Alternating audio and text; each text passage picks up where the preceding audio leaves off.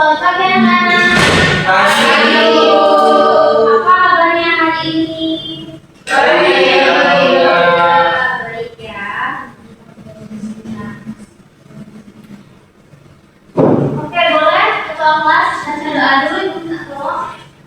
Baik teman-teman, sebelum kita mulai belajar pagi hari ini, baiknya kita berdoa terlebih dahulu. Doa dimulai.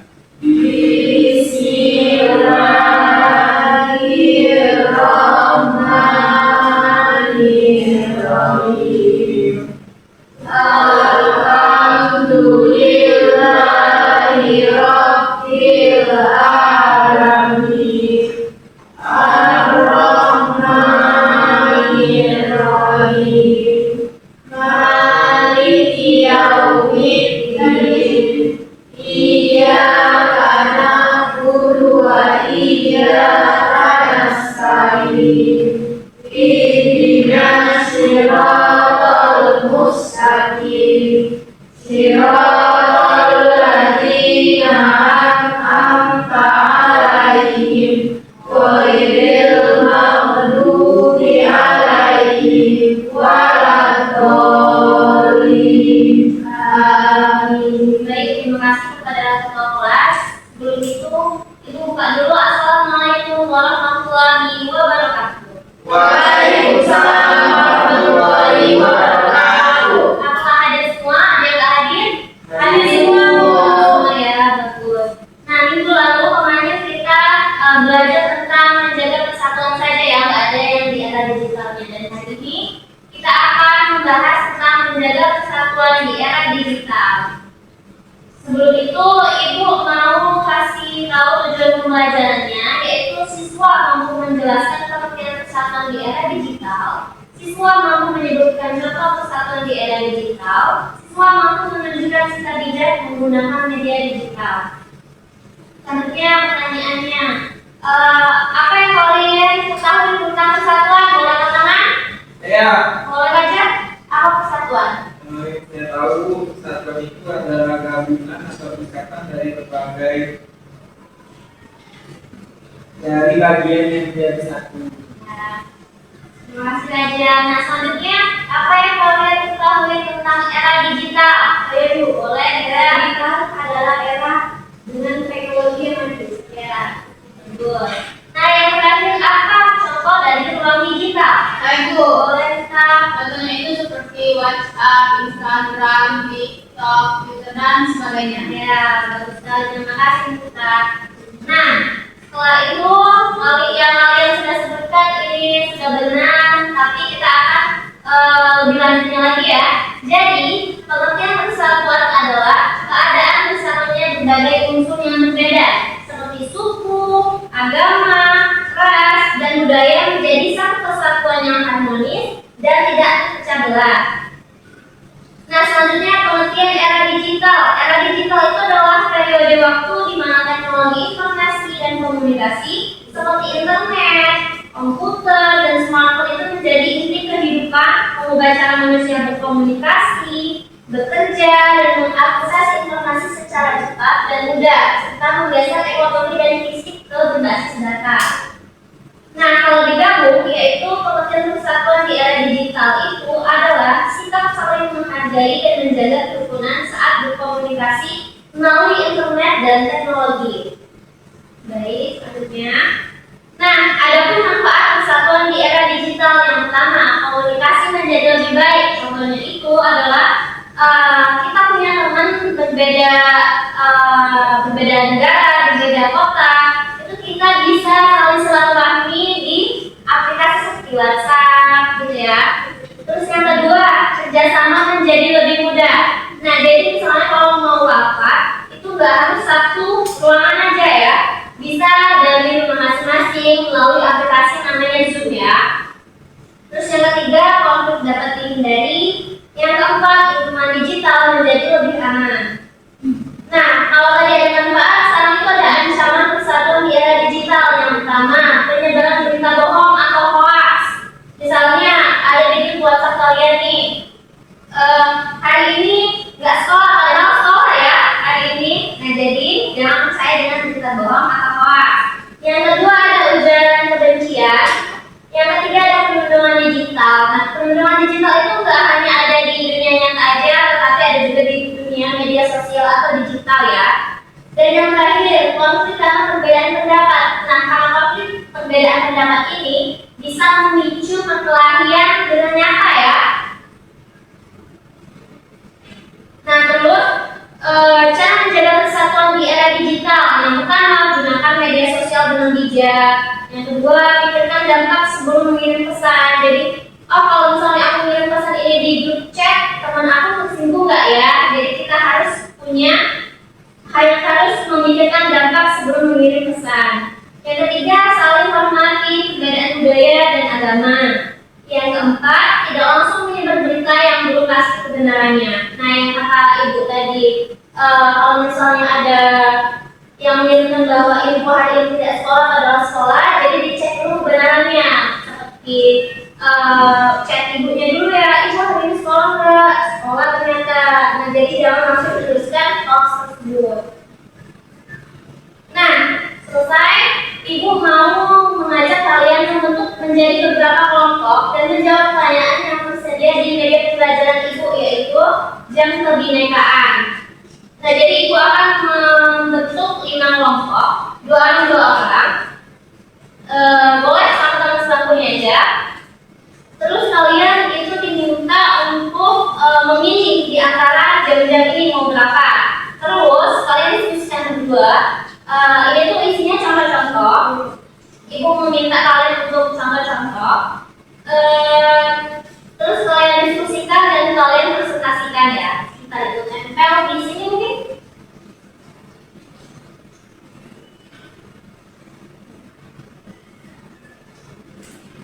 Nah, ibu mau membentuk kelompoknya sebelah depan belakang boleh. Kelompok 1, 2, 3, 4, dan 5. Silakan kelompok 1 maju. Mau jam berapa? Jam 2 kan boleh maju. Ibu beneran jamnya bu? Memang ada jamnya memang. Ada jam sambung. Nah.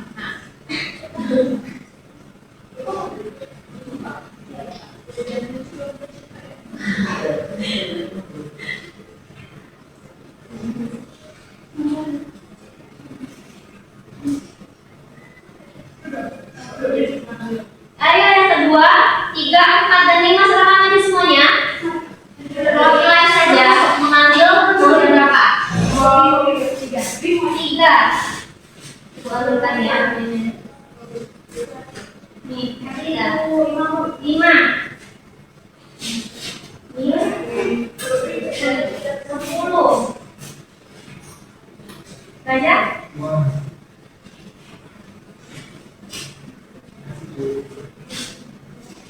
Nah, silakan diskusikan. Bisa rupanya? Saya. Silakan diskusikan kurang lebih 5 menit cukup. Ya, silakan dikerjakan. Kalau ada yang ingin bertanya, silakan tanyakan saja.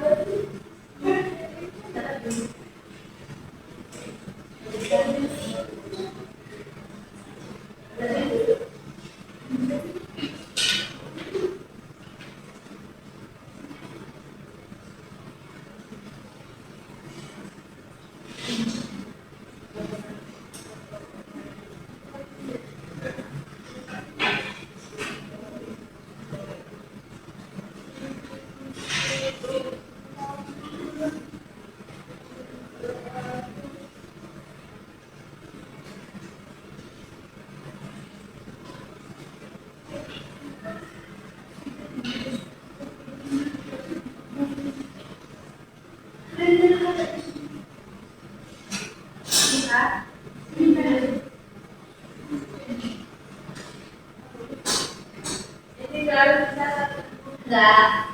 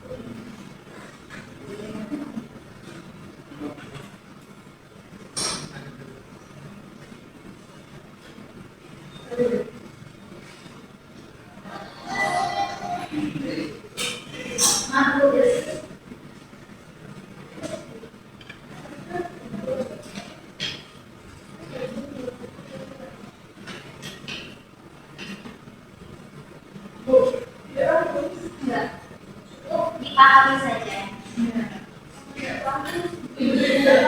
Kalau nggak paham boleh tulis. Nggak apa-apa kalau nggak paham silakan ditulis. Kalau nggak paham silakan. 2 menit lagi ya waktunya. Ya.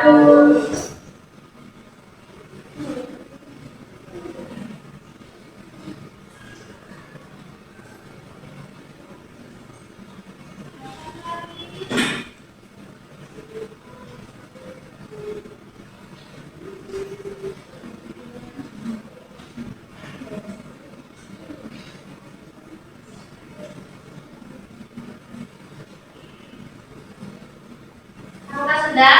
Sudah Ibu. Boleh. Mau kelompok berapa dulu yang maju nih? 1. Kelompok 1 boleh silakan. Kelompok 1 silakan dibaca. Jadi kami dapat bagaimana sikapmu jika melihat teman bertengkar di media sosial. Nah, jadi kami ucapkan kita harus itu bersikap bijak dalam menggunakan media sosial, tidak memihak dan membantu menciptakan suasana yang damai. Ya, terima kasih kelompok 1. Terus kelompok berapa lagi yang maju? 2 boleh?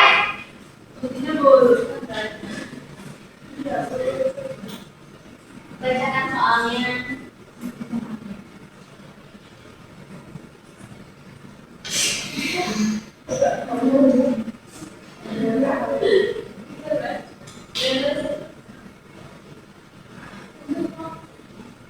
Baik, soalnya itu berikan contoh kerjasama yang bisa dilakukan dalam internet. Nah, salah satu contohnya itu melalui diskusi dengan forum online, misalnya WhatsApp atau Telegram. Ya, baik. Terima kasih kelompok 2. Terus kelompok berapa lagi? 4 boleh dan yang 4.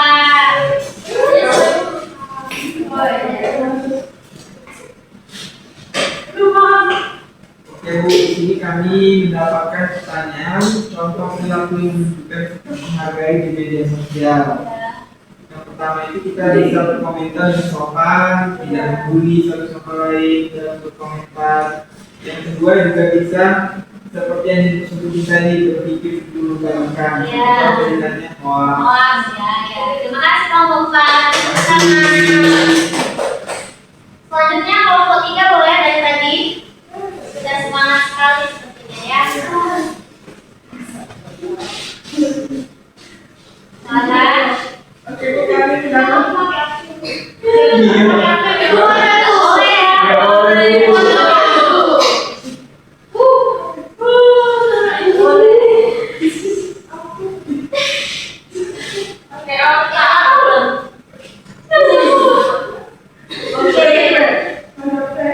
Oke, kami mendapatkan soal yaitu berikan contoh komentar tidak sopan di media sosial dan bagaimana komentar seharusnya.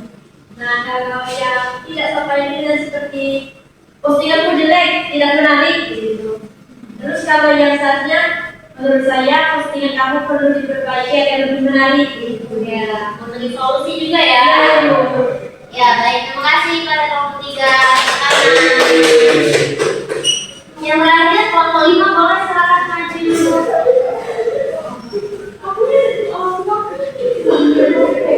Baik, di sini kami mendapatkan apa arti persatuan. Jadi, persatuan yaitu proses atau keadaan bersatunya berbagai macam yang beragam, suku, agama, budaya, atau menjadi satu kesatuan yang tertutup. Baik, terima kasih ya yang sudah berdiskusi. Ibu Angga sudah paham semua ya sama contoh-contohnya. Nah, jadi di sini itu adalah internet memudahkan kita untuk berkomunikasi. Namun kita harus tetap menggunakan bahasa yang sopan dan menghargai orang lain agar persatuan itu tetap terjaga. Nah, pesan ibu, persatuan itu tidak harus dijaga di sekolah saja ya, tetapi persatuan juga